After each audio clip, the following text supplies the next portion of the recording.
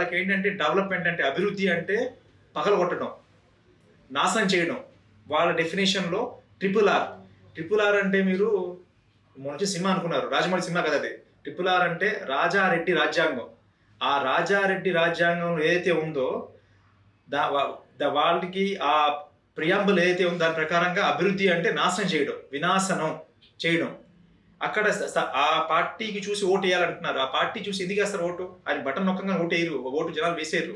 ఒక ఛాన్స్ ఇవ్వండి అంటే యువకుడు ఉత్సాహం చూపిస్తా ఉన్నాడు అని నమ్మి ప్రజలు రాజశేఖర్ రెడ్డి గారి హయాములో ముస్లిం మైనారిటీకి జరిగిన లబ్ధి ఏదైతే ఉందో దాన్ని గుర్తుపెట్టుకొని వేసే తప్పించికి ఈయనకి అంటూ పర్సనల్గా చరిష్మా ఏది లేదు.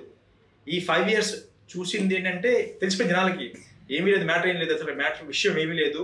కేవలం ఏంటంటే తన ఫోటో మీదే ముందుకు వెళ్తామని అనుకుంటే తప్పించికి అదంతా ఒక భ్రమలో ఉంటాడు ఆయన. ఒకటి చెప్పండి, ఇప్పుడు ఒకటే అంటున్నాను, ఆయన కాన్ఫిడెంట్గా ఉంటే ఇప్పుడు దాకా ఎన్ని ప్రెస్ మీట్ల మీద కూర్చున్నాడు? సీఎం హోదాలో ఉండి ఎన్ని ప్రెస్ మీట్లు కూర్చున్నాడు ఆయన? ప్రెస్ వాళ్ళతో ఎన్నిసార్లు ఆయన మాట్లాడారు? ప్రెస్ వాళ్ళతో ఇంటరాక్షన్ అవ్వడానికి కానీ ఆ క్వశ్చన్స్ కానీ ఫేస్ చేసే దమ్ము లేదు. ప్రెస్ మీడియా వాళ్ళని ఫేస్ చేసే దమ్ము లేదు, ప్రజల్లోకి వచ్చి వెళ్ళి దమ్ము లేదు. చిన్న చిన్న ట్రావెల్స్ కూడా ఇక్కడ నుంచి ఒక 15 నిమిషాలు కారులో వెళ్ళగలిగే తాడిపల్లి నుంచి గుంటూరు 2 టౌన్కి వచ్చే ½ an hour డిస్టెన్స్ వస్తే దానికి కూడా హెలికాప్టర్ యూజ్ చేసిన ఘనత ఆయనదే. ప్రజాధనం దుర్వినియోగం చేసినందుకు ఓట్లు వేస్తారా? ప్రజల్లో తిరగలేని దమ్ము ధైర్యం లేదని చెప్పేసి ఆ అధినాయకుడు మొహం చూసి ఓటేస్తారా?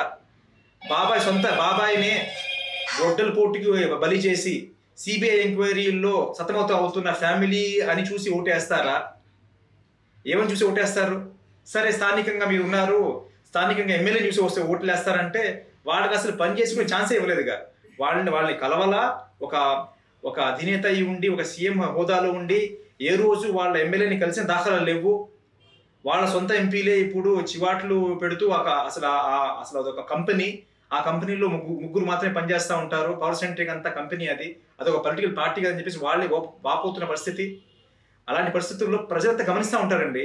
కేవలం ఇప్పుడు ఏంటంటే శాంతియుతంగా ఓటింగ్ చేయాలి, ఈయనకి గుణపాఠం చెప్పాలి, మేమే ఒక ఛాన్స్ ఇచ్చాము, ఈసారి తొంగలో తొక్కేస్తామని సైలెంట్గా చోద్యం చూస్తూ ప్రజలను చూస్తా మెయిన్ టైంకి వెళ్ళి ఓటు వేసేస్తారు. ఓటు వేసి అది కూడా రాష్ట్ర ఉజ్వల భవిష్యత్తుకి కావాల్సిన నాయకుడు శ్రీ నారా చంద్రబాబు నాయుడు గారు మళ్ళీ సీఎం చేస్తారు.